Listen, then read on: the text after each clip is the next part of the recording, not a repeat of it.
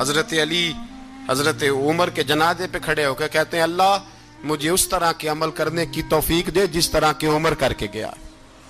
یکم محرم حضرت عمر کی شہادت ہے۔ عمر شہید ہوئے، مسجد نبوی میں نماز پڑھاتے، اور جب جنازہ اٹھا تو مدینے کا پھر پیچھے جو دلیر بچے وہ مولا علی تھے۔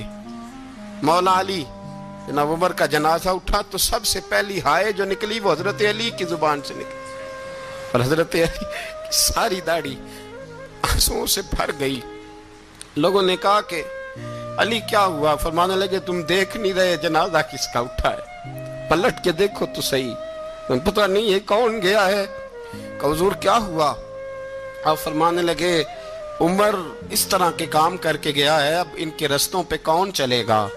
کون اس کے جگر راہ وفا میں نقش ایسے چھوڑ آیا ہوں، میں جس منزل سے گزرا ہوں وہ اب تک یاد کرتی ہے۔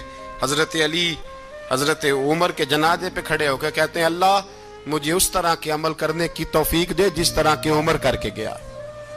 میرے بھائی بطل عزیز بطل حریت حضرت عمر رضی اللہ تعالیٰ عنہ جو اپنی زندگی انقلاب والی گزار کے گئے۔ عمر جب دنیا سے گئے تو 80 دینار کا قرضہ تھا، 22 لاکھ مربع میل کا حکمران، اور اپنے بیٹے سے کہنے لگے بیٹے کوشش کرنا تیرے خاندان والے مل کے میرا قرضہ اتار دے، میری قبر پہ بوجھ نہ رہے، اور اگر خاندان والے مدد نہ کریں تو میرے دوستوں سے بات کرنا، وہ مدد نہ کریں تو پھر علی سے بات کرنا۔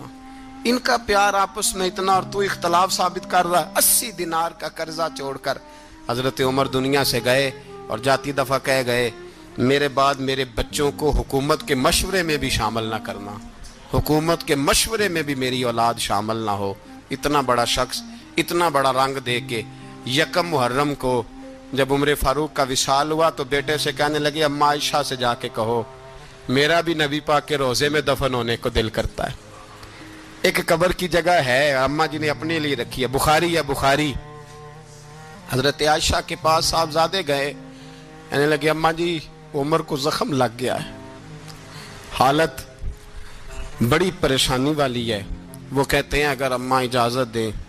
سید عائشہ رو پڑی، فرمانے لگی کہ اپنی قبر کی جگہ تو نہیں نہ کسی کو دیتا، پر عمر نے کمال ہی بڑا کیا، اسے کہو جاؤ گنبد خضرا میں قیامت تک جو مصطفیٰ پہ اور ابو بکر پہ سلام پڑھے گا وہ تجھ پہ بھی سلام پڑھ کے جائے گا، جاؤ میں نے جگہ دی۔ اعلیٰ حضرت فاضل بریلوی رحمۃ اللہ علیہ فرماتے ہیں وہ عمر جس کے آداب شیدہ شکر، اس خدا دوست حضرت پہ لاکھوں سلام، اس خدا دوست حضرت پہ۔ آپ یقین کریں ممبر پہ بیٹھا ہوں، حضرت عمر کا جب نام لیتا ہوں تو میرے وجود کے رونگٹے کھڑے ہو جاتے ہیں۔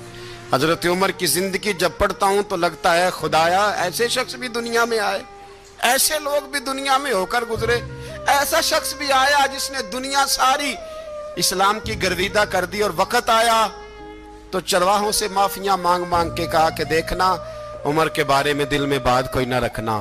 اسی لیے قرآن نے کہا ان الذین آمنوا وعملوا الصالحات اولئک ھم خیر البریہ، فرمایا جو ایمان لانے کے بعد اچھے عمل کرے سب سے بہتر وہی ہے۔ دعا ہے اللہ ہماری نسل کو حضرت عمر کے نقش قدم کا مسافر بنائے۔